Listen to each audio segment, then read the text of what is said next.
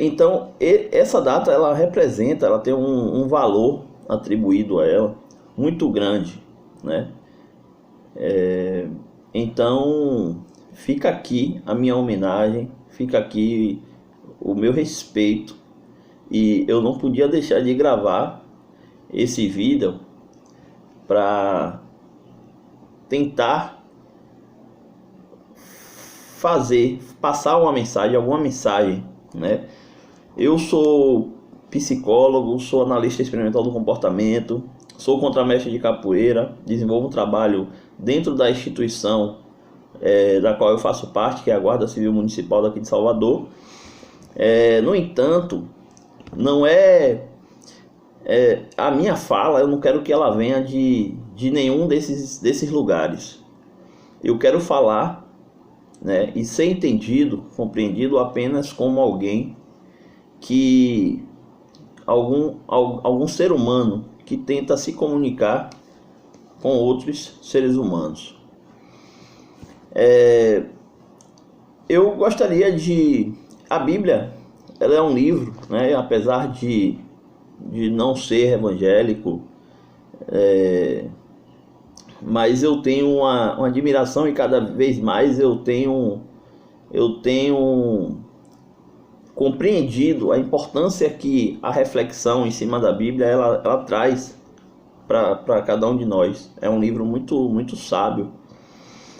E tem um livro de Mateus, o capítulo 24, o versículo 32, que vai falar sobre a exortação à vigilância.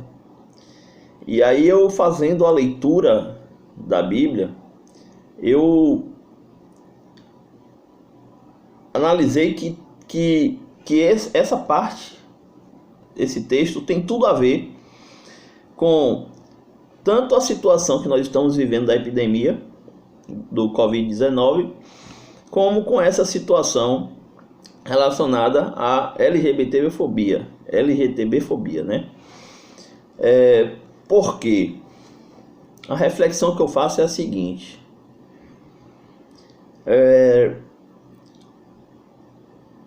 nós tínhamos planos, nós tínhamos consultas marcadas, casamentos marcados, tínhamos a escola para ir no outro dia, tínhamos uma série de compromissos, né? Compromissos estes que fizemos acreditando que poderíamos cumprir. Mas, de repente, essa epidemia, essa pandemia, ela nos coloca dentro das nossas casas, isolados, com decretos diversos que nos fazem permanecer isolados para a nossa segurança. Decretos esses que considero de suma importância diante desse momento em que vivemos difícil. Mas o que quero dizer é que esse texto bíblico ele me lembra muito esse momento da pandemia. Vejamos o que diz o versículo 32, né? O versículo 32 ele vai aqui até o versículo 43, capítulo 24 de Mateus. Aprendei, pois, esta parábola da figueira. Quando já os seus ramos se tornam tenros e brotam folhas, sabeis que está próximo o verão. Igualmente, quando virdes todas estas coisas, sabei que ele está próximo às portas. Em verdade vos digo que não passará esta geração sem que todas estas coisas aconteçam. O céu e a terra passarão, mas as minhas palavras não hão de passar. Mas daquele dia e hora ninguém sabe, nem os anjos do céu, mas unicamente meu Pai. E como foi nos dias de Noé, assim será também a vinda do Filho do Homem. Porquanto, assim como nos dias anteriores ao dilúvio, eles comiam, bebiam, se casavam, davam-se em casamento, até o dia em que Noé entrou na arca. E não o perceberam, até que veio o dilúvio e os levou a todos. Assim também a vinda do Filho do Homem. Então, estando dois no campo, será levado um e deixado o outro. Estando duas moendo no moinho, será levada uma e deixada a outra. Vigiai, pois, porque não sabeis a hora que há de vir o vosso Senhor.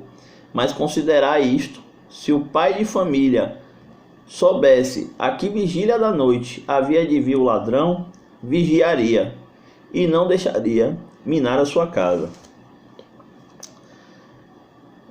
Essa mensagem bíblica, ela me faz pensar aqui, né? Não somente sobre a questão da vinda de Jesus Cristo, né? Que ela prega que será dessa forma. Nem Jesus Cristo sabe a volta, quando ele voltará, e que haverá o arrebatamento e que muitas pessoas, né, serão pegas de surpresa. Mas eu não é em cima dessa reflexão, não é em cima disso que eu quero fazer a minha reflexão, né? Eu gostaria de pensar nesse momento sobre a morte como sendo o ladrão. Observem que a morte, ela muitas vezes ela chega e ela não avisa, ela não manda recado. Nós dormimos e quando acordamos com a notícia de que um amigo, de que um pai, que um parente faleceu, alguém que a gente conhecia. E às vezes a gente vive uma negação, a ideia da finitude, como se nós também não fôssemos morrer nunca. E a nenhum ser vivo é dado essa capacidade, esse presente, né, de viver aqui na terra eternamente, né? Talvez a Bíblia ela fale aqui de uma vida eterna após essa existência aqui, né? Mas pensando que a morte ela não avisa quando ela vai chegar, né? Ela não avisa. Da mesma forma que essa pandemia ela não avisou, fomos pegos de surpresa, trancados em nossas casas. E aí a Bíblia ela fala uma coisa muito interessante sobre a questão da vigilância. E aí eu estou colocando aqui o pai, a morte representada como esse pai aqui, né? As pessoas como esse pai aqui. Se o pai da família soubesse a que vigília da noite havia de vir o ladrão, vigiaria e não deixaria minar a sua casa. Gente, se nós soubéssemos que a morte está próxima, quantas coisas, quantas medidas preventivas nós tomaríamos? Eu estou falando isso porque, pensando sobre a comunidade LGBT, eu vejo que muitos precisam sair de casa muito cedo, da casa de seus pais, muitas vezes expulsos, muitas vezes eles saem porque não suportam viver em um lugar onde ele não é aceito da forma como ele é. Então esse jovem ele sai cada vez mais cedo de casa e vão tentar a própria sorte, né? E aí precisam entrar no mercado de trabalho muito cedo, às vezes precisando desistir dos sonhos, né, que seriam possíveis através dos estudos, da qualificação. E aí eu fazendo essa reflexão, eu pensei que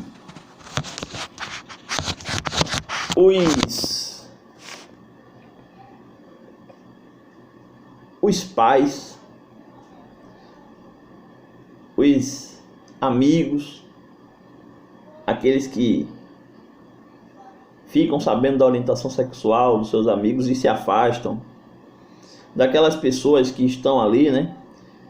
E que, de uma certa forma, perpetuam essa prática preconceituosa de discriminação com a comunidade LGBT. E aí eu fico pensando, né? Mas e se a morte ela desse um aviso,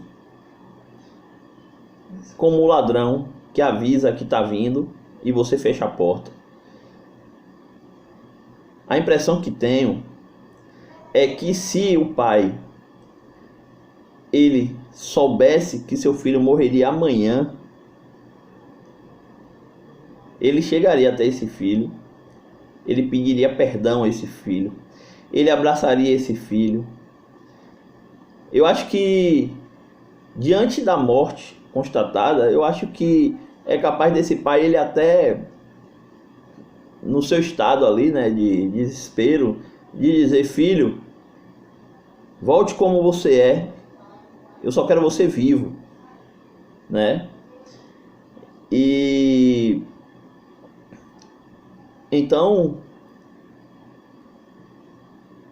é importante que a gente comece a pensar sobre isso, né? Porque a gente não sabe de fato o dia de amanhã, a gente não sabe se nós teremos aquela pessoa amanhã. O que nós temos é somente o hoje, o que temos é somente o agora, para que a gente possa tomar medidas, que a gente possa se comportar de forma respeitosa, amorosa com essas pessoas. Pensar na relação com essas pessoas é pensar em uma relação de amor. Às vezes a gente pensa que a Bíblia, né, que essa fé evangélica, essa fé cristã, que a Bíblia, que isso tudo é antagônico ao povo, à comunidade LGBT. Mas basta uma leitura honesta da Bíblia e nós podemos ver, sentir, a gente pode sentir a mensagem. E a Bíblia ela vai falar sobre o amor. Existe um trecho da Bíblia que fala que a orientação não é que a gente ame aquelas pessoas que nos fazem bem. A orientação é aquela que a gente ame as pessoas que nos fazem mal, que a gente ame os nossos inimigos, né? Então, isso sim seria uma verdadeira demonstração de amor, né? A gente amar nossos inimigos. Agora eu fico aqui pensando, a Bíblia ela fala sobre isso. Agora, por que vemos os LGBTs como inimigos nossos? Por que a orientação sexual do outro? Por que o amor que ele sente por outra pessoa do mesmo sexo nos ofende tanto? Por que a gente se deixa influenciar tanto com isso tudo? Porque a gente não escolhe viver esse amor da Bíblia, né? Que eu acho que Jesus ele foi muito extremo. A Bíblia, essa mensagem, ela é muito extrema de dizer ame os seus inimigos, mas eu acho que a mensagem era essa mesmo. Mas os LGBTs, eles não chegam nem a ser nossos inimigos. Nenhum mal eles nos fazem, eles não nos fizeram. É um ódio gratuito, um ódio baseado apenas na vontade dessas pessoas amarem outras pessoas do mesmo sexo que elas.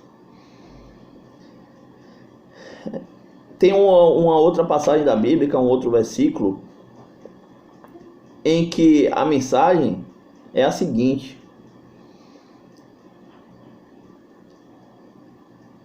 o amor, aquele que diz que ama a Cristo e que odeia seu irmão, ele mente. Ele não pode amar o seu irmão, a Cristo, e amar o Filho de Deus, né? Tem um ditado que fala assim, né? Quer agradar uma mãe, seja boa para os filhos dela, você vai conquistar ela, né? Você quer conquistar uma pessoa, agrade os filhos dela. É como se você estivesse agradando a ela mesmo. E com Deus é dessa forma. Deus, ele é o Pai, o Criador de todas as pessoas, de todos os seres vivos. Então, o mesmo Deus, o mesmo Espírito Santo que habita em mim, habita no outro. E eu tenho que olhar o outro com respeito, eu tenho que olhar o outro com amor. Esse amor que Deus, ele nos mostra através da Bíblia. Tá ok? Então, o que eu convoco a cada um de vocês aqui nesse dia, né, é que a gente se torne cada vez mais Noé, que, tomando conhecimento do que estava por vir, ele tomou uma postura, construiu a arca e ali ele se trancou. Então, sabendo que a morte ela pode acontecer a qualquer momento, eu convido você a ser como Noé, tomar uma postura. Diga a seu filho, a sua filha hoje: volta para casa, eu te apoio, seja o que você é, porque eu não vou amar quem eu gostaria que você fosse, eu quero amar quem você é. Tá ok? Então, essa mensagem, gente, é uma mensagem que eu me vejo na obrigação, me vejo é um compromisso que eu tenho, porque eu vejo o sofrimento de muitas pessoas, tenho amigos, amigas da comunidade LGBT, e eu vejo como essas pessoas sofrem, o quanto é dolorido para essas pessoas viverem sendo colocadas à margem da sociedade, né?